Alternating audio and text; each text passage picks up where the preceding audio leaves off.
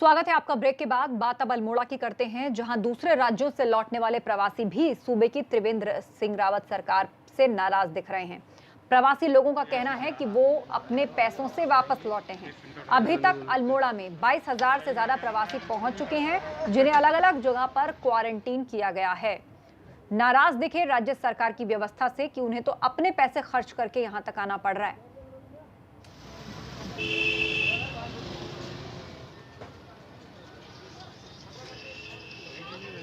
महाराष्ट्र थाने से आए हैं सर, आगे जाना है जलवाड़ी बैंड। अच्छा, हाँ।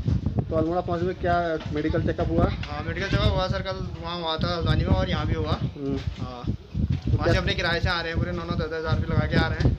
कोई व्यवस्था नहीं है सरकार की। हमारे यहाँ पर ये लोग आ रहे हैं जो अभी मुंबई से भी बहुत लोग आए हैं, तो उनको हम लोगों ने इंस्टीट्यूशनल क्वारंटीन किया गया है, कर रहे हैं। अभी अब तक हमारे वहाँ डीना पानी और ये जो हमारा है होलीडे होम है और अभी होटल सुनीता, इन 3 जगह हम लोगों ने इनको इंस्टीट्यूशनल क्वारंटीन किया गया। और इसके अलावा जो भी लोग आ रहे हैं और वो जो रेड जोन के हैं, उनको गाँव में उनके जो स्कूल हैं वहाँ पर क्वारंटीन किया जाएगा। उत्तराखंड में पलायन बड़ी समस्या है। अलग राज्य बने 20 साल हो गए, मगर सरकार ये नहीं समझ पाई कि पलायन रुकेगा कैसे। कोरोना की वजह से बड़ी संख्या में प्रवासी लोग अपने घर लौटे हैं। अब सरकार के माथे पर इस बात को लेकर बल पड़े हुए हैं कि इन प्रवासियों को अगर प्रदेश में रोकना है तो आखिर उनको रोजगार कहां से देंगे।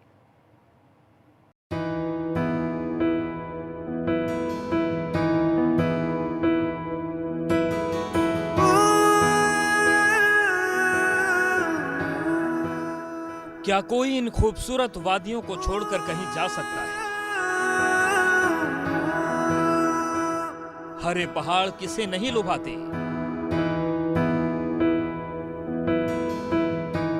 ये हरियाली हर किसी को जीवन देती है। ऐसे में भला कोई इनसे कैसे मुंह मोड़ सकता है? वो लोग जो यहीं पर पले बढ़े हों, जिनका बचपन इन वादियों में बीता हो।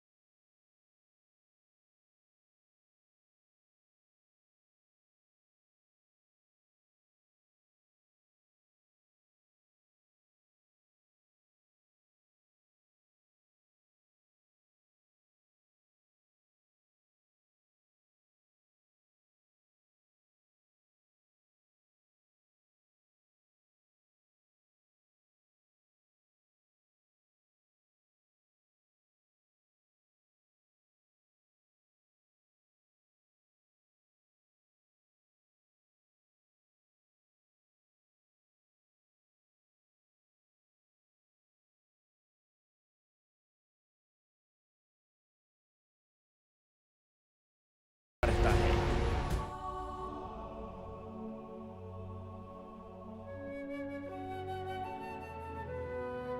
देखा जाए तो जिंदगी के लिए पहाड़ के लोगों की जद्दोजहद जारी है।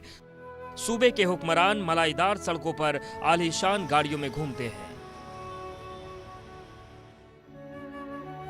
मगर वो आवाम जिसने इन हुक्मरानों को इस काबिल बनाया है, वो आज भी 2 वक्त की रोटी के लिए जूझती नजर आ रही है। कहते हैं कि पहाड़ का पानी और पहाड़ की जवानी पहाड़ के काम नहीं आती। देखा जाए तो ये सच भी है। पहले युवा शिक्षा हासिल करने के लिए जद्दोजहद करता है और उसके बाद रोजगार की तलाश में बड़े शहरों की तरफ रुख करता है। कोई भी अपना घर शौकिया तौर पर नहीं छोड़ता। हालात इस तरीके के बन जाते हैं कि उन्हें अपना घर छोड़ना पड़ता है।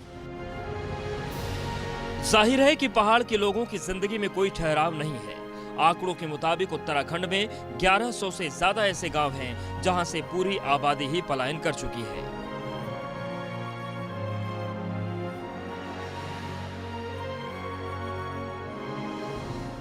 खुद मुख्यमंत्री त्रिवेंद्र सिंह रावत के गांव में भी बड़ी संख्या में पलायन हुआ है।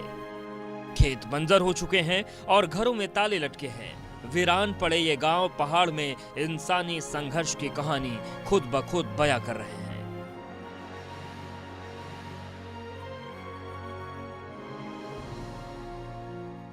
उत्तराखंड में पलायन को रोकने के लिए पलायन आयोग का गठन किया गया था। आयोग ने सर्वे रिपोर्ट तैयार कर ये आंकड़े जुटाए कि मौजूदा पलायन की स्थिति उत्तराखंड में क्या है, लेकिन सरकार कोई ऐसी ठोस नीति नहीं बना पाई जिससे फिर इन गांवों को आबाद किया जा सके। मगर सरकार हवाई बातें करके ये मैसेज देती रही कि वो पलायन के लिए काफ़ी गंभीर है। ऐसे में कोरोना काल में जो प्रवासी वापस उत्तराखंड लौट रहे हैं, उनको यहाँ कैसे रोका जा सकेगा और कैसे रोजगार उपलब्ध कराया जा सकेगा, क्योंकि प्रदेश में रोजगार के संसाधन हैं ही कहाँ। मकानों में पड़े तालों में जंग लग चुका है और घर खंडहर हो चुके हैं, जिससे गांव को भूतिया कहा जाने लगा। जाहिर है घरों में रहने वाले ही नहीं होंगे तो इन गांवों से जिंदगी का तो नामो निशान मिट ही जाएगा। पहाड़ के लोग एक बार फिर अपने घर लौट आए हैं। ये वो लोग हैं जो रोजगार की तलाश में दूसरे शहरों में जा बसे थे। मौजूदा सरकार इन्हें जैसे तैसे वापस तो ले आई, मगर बड़ा सवाल ये है कि अगर इन्हें प्रदेश में ही रोकना है तो रोजगार कहाँ है? पहाड़ में उद्योग धंधे और रोजगार होते तो ये लोग अपने पुरखों की संपत्ति को छोड़कर जाते ही क्यों? कहते हैं कि किसी भी काम को करने के लिए इच्छा शक्ति की बहुत ज़रूरत होती है। अगर आपके भीतर इच्छा शक्ति है तो फिर आप उस काम को कर ही डालते हैं। मगर दुर्भाग्य इस बात का कि उत्तराखंड के नेताओं से लेकर प्रशासनिक अमले तक की इच्छा शक्ति दिखाई नहीं देती। अपने सहयोगी क्रिस्टोफर लॉरेंस के साथ रवि कैंतुरा, ABP गंगा, देहरादून।